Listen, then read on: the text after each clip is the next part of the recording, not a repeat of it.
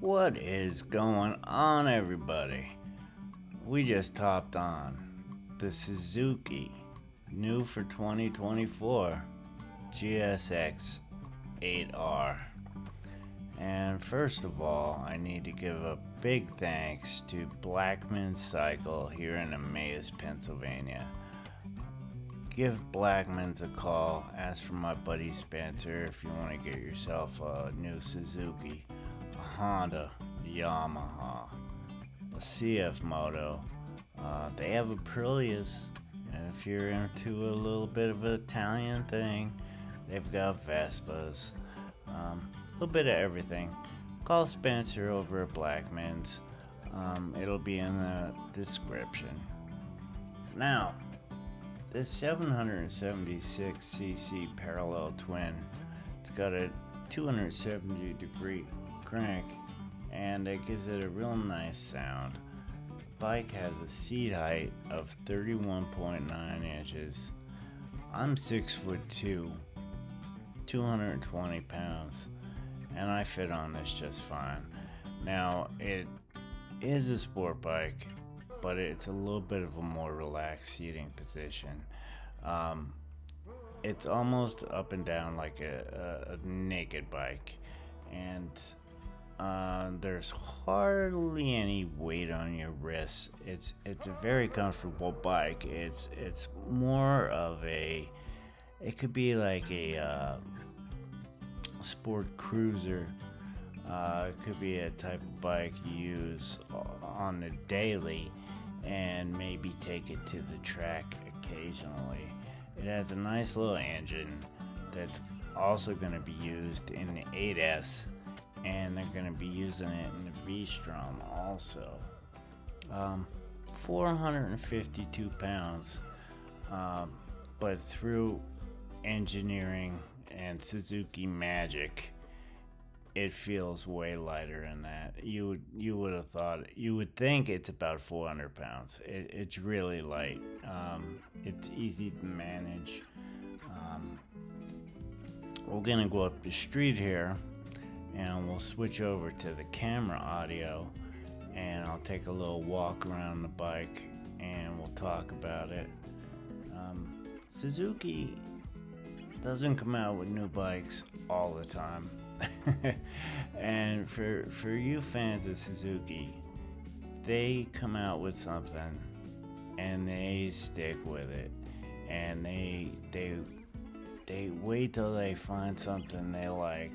They wait until they find something good, and we're gonna be talking about this bike years from now, because they usually refine it, make a nice product, and then just keep giving it to us.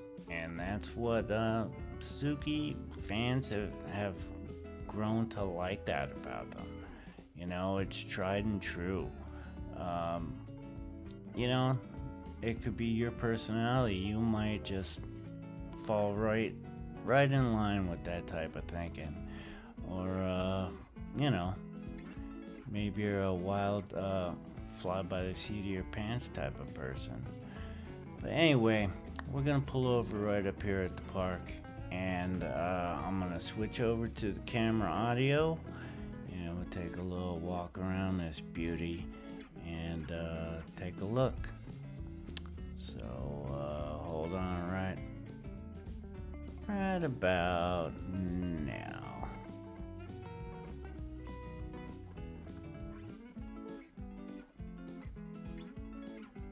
Let's take a little look around the Suzuki 8R.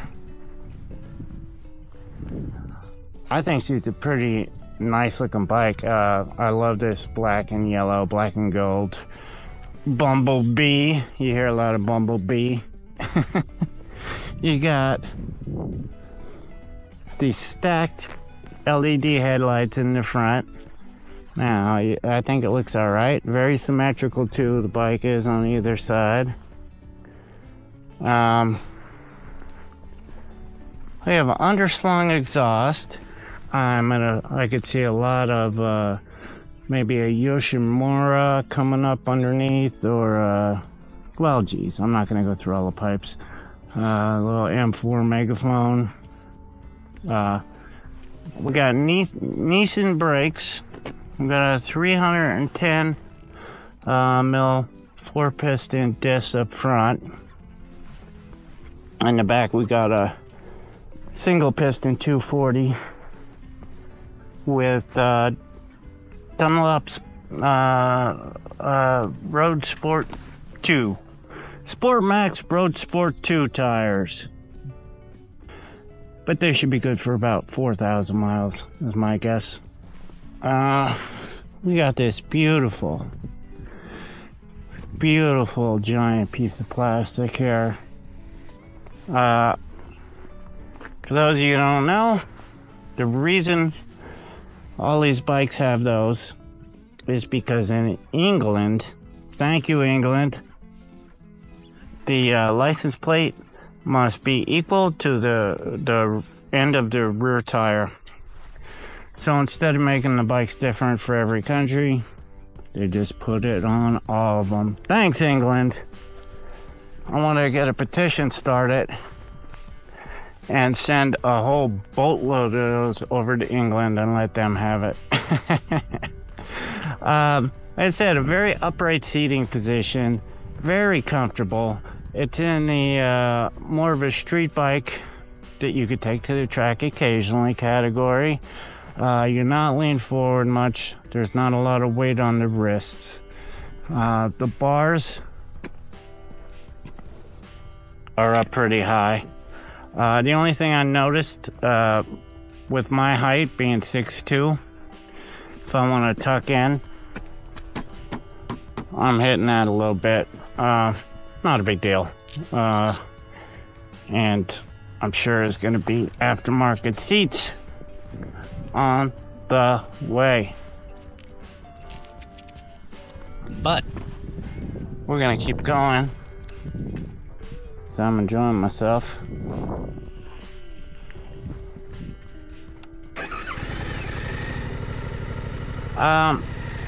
It's got this, you know, it's got the easy start, and it's also got this like low speed assist. I think it just helps you so you don't stall the bike. But we'll play with that here for a second. Let's see what that means. Put it in gear. No gas. Yeah, I'm not sure what it does. Let's go. Alright, so we're just gonna take off again and continue on with our little test ride. Now, I should mention some of the big things about this bike. Like, price. $9,439. So under $10,000 for this middleweight bike, and I think I like it. I like the price. I think it's good value for money. You can see in the video there's a beautiful 5-inch TFT dash that Suzuki took their time coming out with. But this bike, it's throttled by wire, of course, and it comes with up and down quick shifter. Now, one of the issues with the up and down quick shifter on these twins, the auto blipper is always a little clunky, and Suzuki wasn't able to pull out any magic. It's a little clunky. It's not terrible. If you want to use, you know, if you want to use the auto blipper, you can, but you might find yourself on occasion using the clutch anyhow. This bike is 81 horsepower, and it's a nice amount. It's a little bit more than the Yamaha in the class. It's a little bit less than the Aprilia. So right in the middle spot. It's got 57 foot-pounds of torque. so a decent amount of torque. One thing I did notice while riding this bike is these twins, they can be really vibey. Like the R7 vibrates a lot, but the engines are so good and they just chug along, and there's power all throughout the rev range.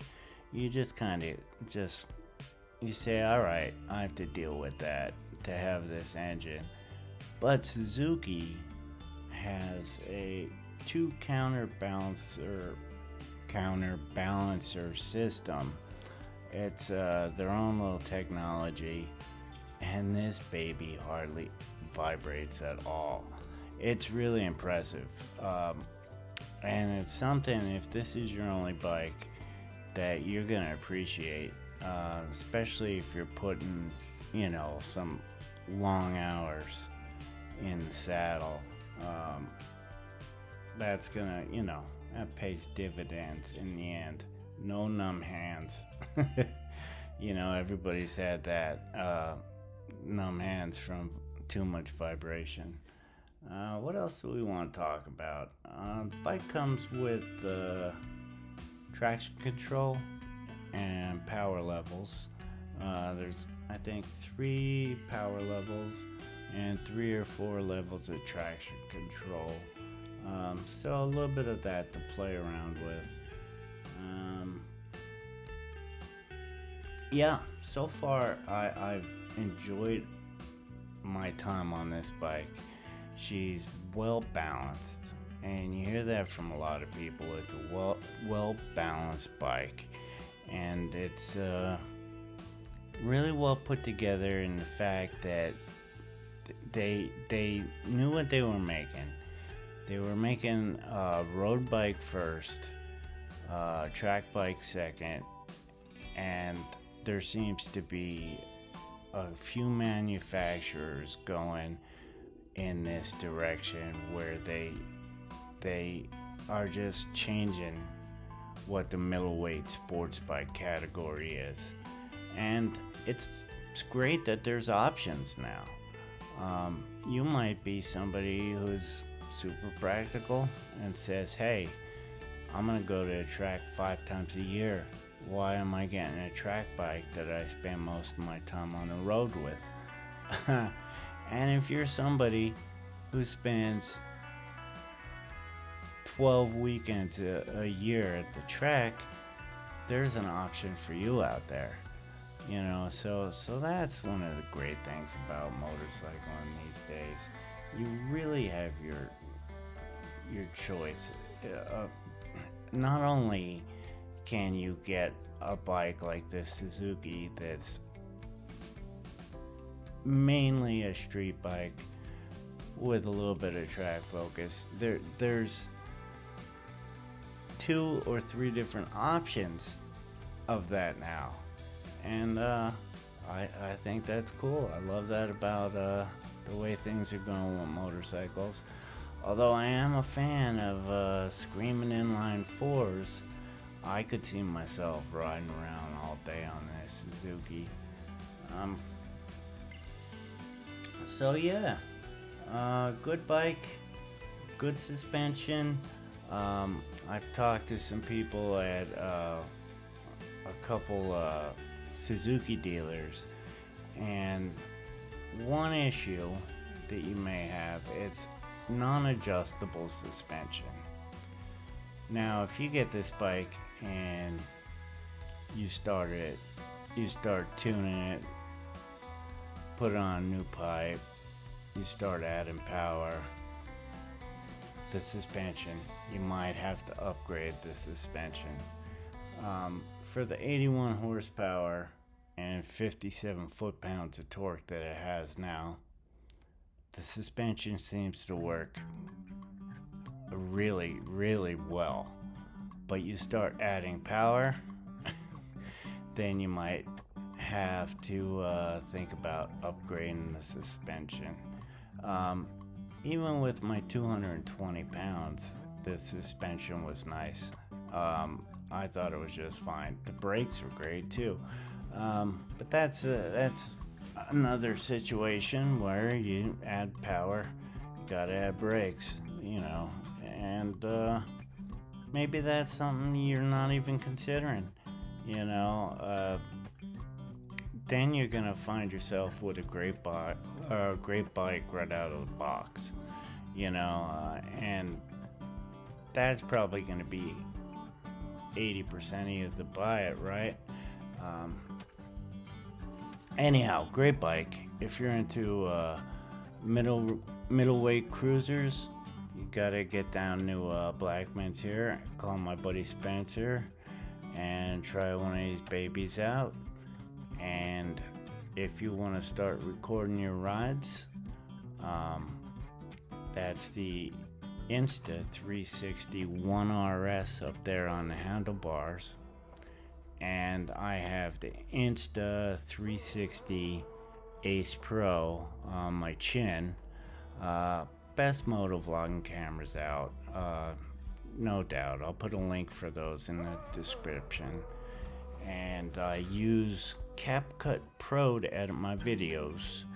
I'll put a link for CapCut Pro in the description also.